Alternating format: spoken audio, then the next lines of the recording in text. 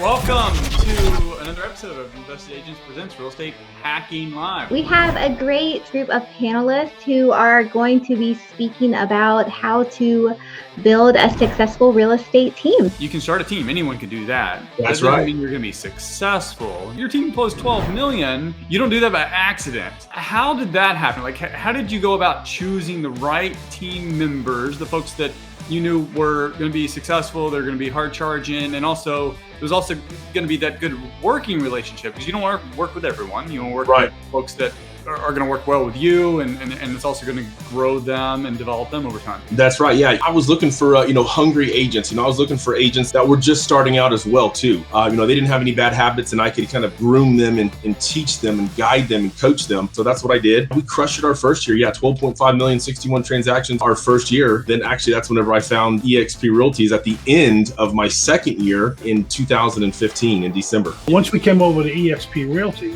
I realized that I wanted my team to grow, right? eXp facilitates that and basically lays a groundwork that is very fertile. The opportunity to grow a team and the benefits of growing a team are so significant. And we were very early on here in New York City. I'm actually agent number 1 in New York City. It took us about a year and a half to get open. I really believed in the eXp story to such a degree that I gave up my business to be here and try and help assist get this open. 2017 was the best year that we had ever had in real estate. So it really was a leap of faith. You've been all over the real estate spectrum, but you've been an individual agent. Now you've got a very successful real estate team, just crushing it. You're doing real estate investments as well. How should agents make that transition? Like, how should they make it from individual agent to growing a team? The systems is probably the most important thing, when you want to transition to a team. So if you're going to start, doing that now and think about building a team, you should start looking to get heavily invested into systems right now.